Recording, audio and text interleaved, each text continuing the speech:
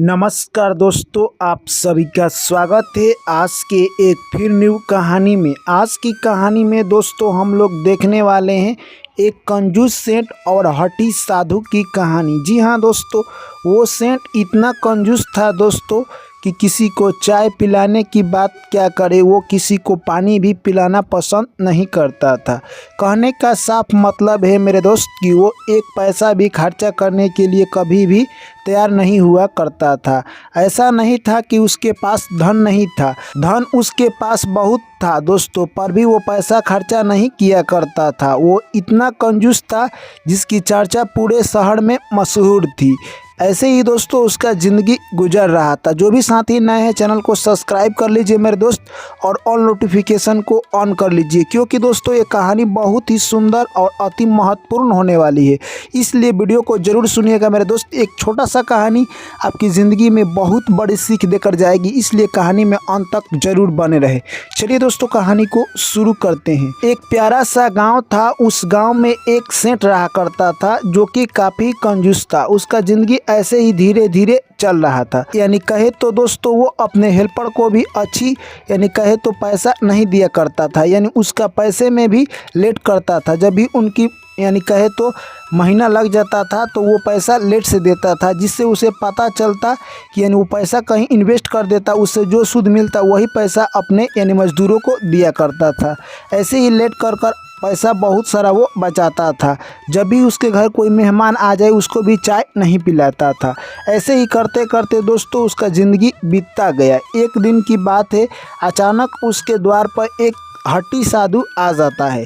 दोस्तों साधु बाबा आते हैं और बोलते हैं कि मुझे आप यानी एक गिलास पानी पिला दीजिए। सेठ कहता है कि आपको पानी तो क्या, आपको यहाँ पर कुछ भी नहीं मिलेगा। उसके बाद हठी साधु कहने लगा कि अब तो मैं चाय पीकर जाऊँगा। वो सेठ कहने लगा चाय यहाँ कुछ नहीं मिलेगी, आप ऐसे ही आपको जाना पड़ेगा। फिर हठी साधु कहने लगा कि मैं तो अब यहाँ पर खाना ही खाकर जाऊँगा। दोस्तों सेठ बोला कि आपको कुछ नहीं मिलेगा खाने के लिए, और इतने में शाम हो गया दोस्तों, और सेठ अपने घर के अंदर सो गया।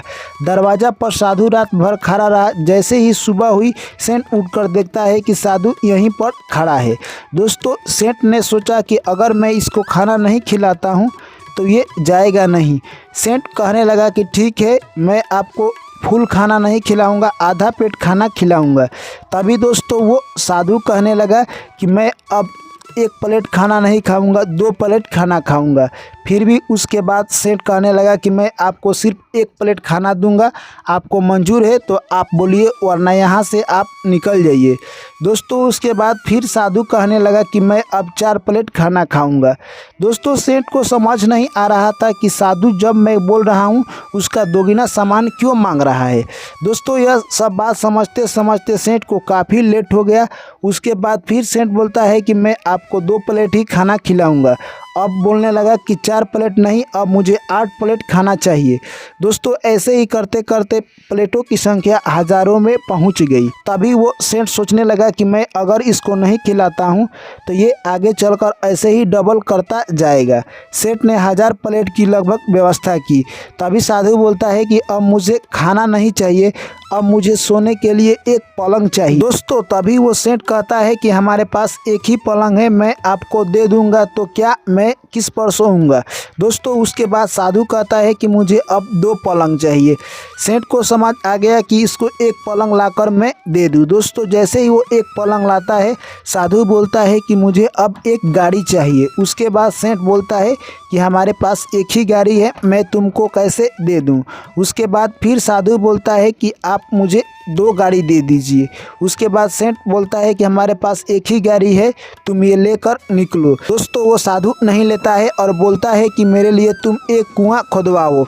उसके बाद फिर सेठ बोलता है कि मैं एक कुआं कैसे खुदवा सकता हूं, आपके पास कल है, आप कल से ही पानी पी लीजिए।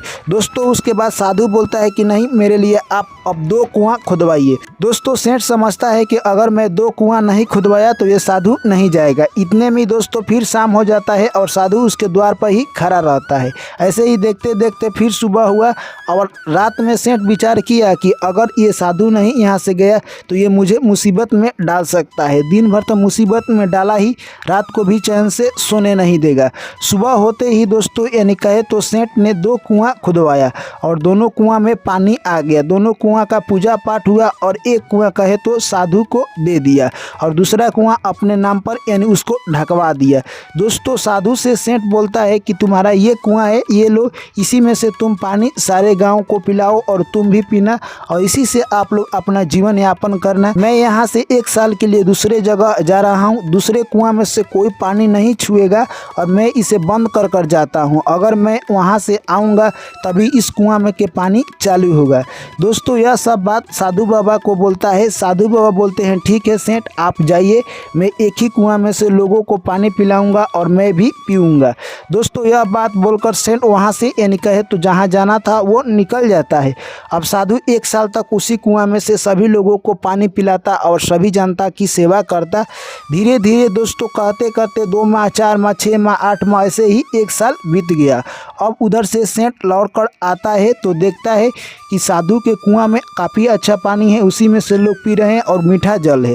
दोस्तों सबसे पहले यानी सेठ अपना कुआं खुलवाता है और खुलवा कर देखता है कि उसमें पानी नहीं है, क्योंकि पानी उसमें सूख गया था। दोस्तों कहा जाता है ना कि जिस कुआं में से अगर पानी इस्तेमाल ना हो वह कुआं सूख जाता है। अगर वह कुआं नहीं सूखता है तो उसका पानी यानी कहे तो विषैला हो जाता है, क्योंकि पानी जमा हुआ पानी सड़ जाता है। उसी प्रकार ठीक जिस प्रकार सेठ ने कुआं से पानी निकालने के लिए किसी को बंद कर दिया था और बगल में जो कुआं था उसका पानी अच्छा था, क्योंकि उसका पानी डेली निकलता था। दोस्तों तब यानी साधु बाबा कहते हैं कि हे सेठ, तुमको समझ आया तुम्हारे कुआं में के पानी क्यों सूख गया है और जो भी थोड़ा सा पानी है उसमें यानी कहे तो सड़ गया है, क्यों, इसका पता तुम्हें मालूम है? तभी वो सेठ कहता है नहीं। तभी साधु बाबा कहते हैं तुम इसका मतलब नहीं जानोगे, क्योंकि तुम तो कंजूस हो, तुम्हें तो कुछ पता नहीं है। साधु बाबा कहते हैं इसका साफ मतलब होता है कि अगर मनुष्य के पास धन है तो उस धन का अगर उपयोग नहीं किया जाए सही काम में, उससे किसी व्यक्ति का लाभ ना हो तो वो धन रहने का क्या फ़ायदा। अगर आपके पास बहुत सारा धन है, अगर उसका आप उपयोग नहीं करते हैं तो आपका धन भी उसी प्रकार नष्ट हो जाएगा जिस प्रकार कुआं का पानी सड़ जाता है। इसीलिए अगर आपके पास धन है तो उससे किसी को सुख शांति और लाभ मिलना चाहिए। आपके पास तो बहुत सारा धन है, आपके गांव में आपके धन से किसी को सुख शांति और लाभ नहीं मिलता है, इसलिए आपका कुआं सूख गया और आपके पास जो धन है आपका धन का भी वही हाल होगा।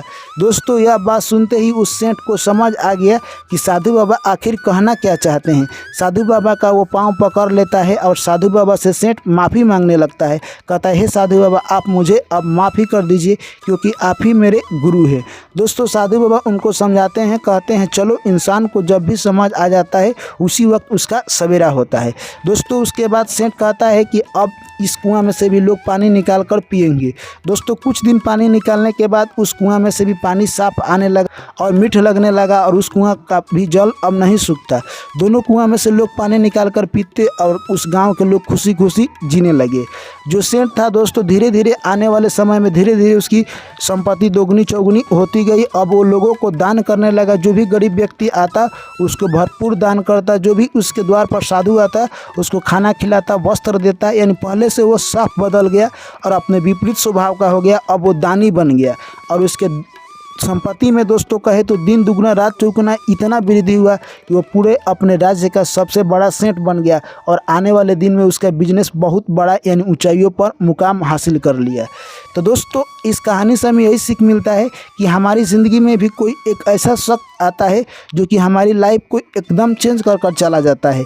जिस तरह से सेठ के लाइफ में एक साधु बाबा आए और उसकी पूरी ज़िंदगी चेंज कर चला गए, यानी कहे तो दोस्तों उसकी ज़िंदगी को पटरी पर ला दिए, जिससे वो दिन दुगुना रात चौगुना वृद्धि करने लगा। तो आप दोस्तों इस कहानी से क्या सीखे कमेंट करके हमें जरूर बताएं। मैं आशा करता हूँ कि कहानी आप लोगों को अच्छी लगी होगी। तो वीडियो को लाइक कर दीजिए, दोस्तों के साथ शेयर कर दीजिए और जो भी साथी पहली बार आए हैं चैनल पर चैनल को सब्सक्राइब कर लीजिए, क्योंकि दोस्तों ऐसे ही कहानी लेकर हम आप लोग के बीच आते हैं, जिससे हमारा एक ही मकसद है दोस्तों कि हम लोग जब भी कहानी सुने तो उससे कुछ सीख ले और अपनी ज़िंदगी में कुछ मुकाम हासिल करे जो कि हमारे लक्ष्य की ओर ले जा रहा हो। तो चलिए दोस्तों आप अपना ओपिनियन देना ना भूलें। चलिए दोस्तों ऐसे ही आप लोग से मिलते हैं एक अगली कहानी में महत्वपूर्ण कहानी के साथ। तब तक के लिए सभी साथियों को मेरा प्यार भरा नमस्कार। जय श्री कृष्ण, राधे राधे।